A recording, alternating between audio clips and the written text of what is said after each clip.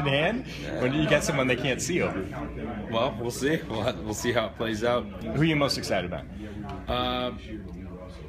I'm excited for all of them, really. In terms of the offensive line, we'll see how some guys might be a little bit ahead in run blocking. One guy might be a little bit ahead in pass blocking, but really, as long as they come in and compete, they should all be good.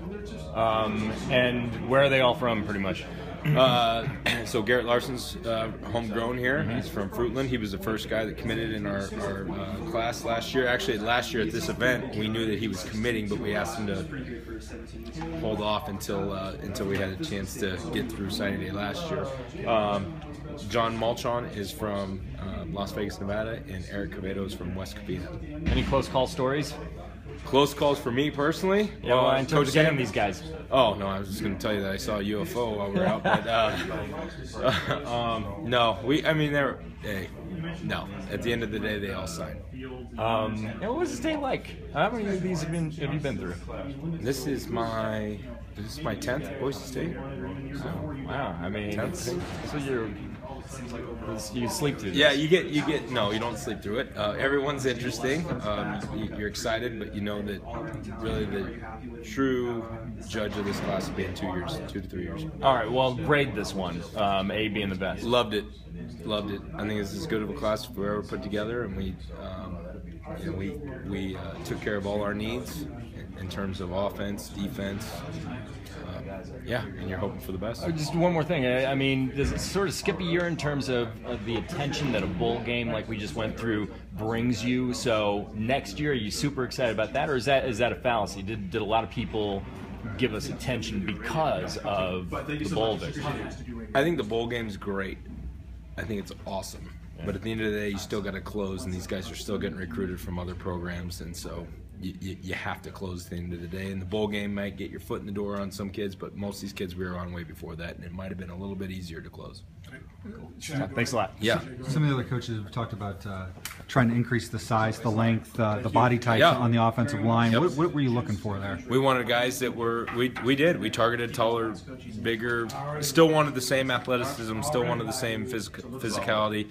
But we wanted some bigger guys, and I think we went out and accomplished that. You had Garrett a long time. What made you so sure, that early in his career that's the guy you wanted? I think his junior year, he might have led the state of Idaho in personal fouls, and that was right up my alley. He's a big dude. He's athletic. He's got the right mentality, and someone we feel like we can develop into a really good player. And Malchon and Quevedo came in a little bit later into the class. Yeah. What stands out there? Yeah, both those guys went through the process with us, both different. Malchon identified him early.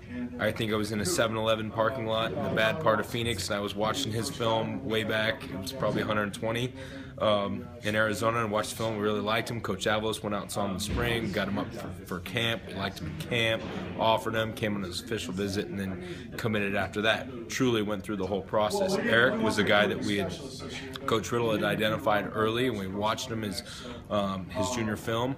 Liked him, just wanted to see him do a few more things within his offense. Just because he didn't come to our camp, but we got to watch. We hung with him. We got to watch his senior film, and it was a no-brainer. Always talk to you guys about horror stories, good stories from the road. I hear the road trip was particularly good this year. Yeah, the road trip. Coach Sanford and I saw a UFO. Still need some confirmation on that. I need to talk to NASA and the Air Force to confirm. Where was the UFO? It was somewhere between Mecca, California, and Yuma, Arizona. And I'm kind of into that stuff. I watch Ancient Aliens and all that. Finding Bigfoot. I'm kind of into that stuff. But no, I'm pretty sure it was definitely unidentified in our minds. And then I guess you kind of pointed out Pistone, I don't know if you know this, but the last Division I football recruit, Dempsey D's, old teammate. And Dempsey D's, I think was a coach or a substitute teacher at one of Matt's, and so that definitely helped us out in the recruiting process. And Matt's a great kid, and to get a kid out of Yuma, Arizona is hard in terms of the high school. They have Arizona Western there that produces a lot of kids out of the junior college. But really fired up about Matt and excited about him. Coach, going into spring, obviously you bring back all your starters. What's kind of a preview for you? What are you looking to see in spring and in your group? Just we need to get better. Just all the guys, we need to take the next step. Whether you're a freshman, whether you're going to be a senior, we need to take the next step. We need to create some competition in there and make sure that we put the best 5 guys out on the field. And we got some tough decisions down the road to make, but really like the guys that we have in there. You feel good about that? I mean, you have so many guys coming back. You've got to be feeling like you're starting in a good place. Yeah, we are starting in a much better place, but you always got to have that next man up mentality. Where if someone does get hurt, this year we were pretty fortunate in the fact that we stayed healthy. The inside 3.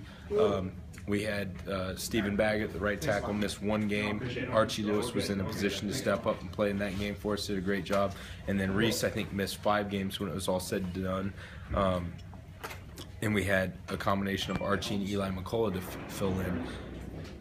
We got pretty lucky this year in terms of the O-line and staying healthy, and so we need to get ready. If you're a young guy, you need to compete for a starting job right now, but also if you don't get that starting job, be ready to fill in if one of those older guys does get hurt. But we have no predetermined starting lineup. I mean, we tell them every year we're starting from scratch, and let's go. Cool.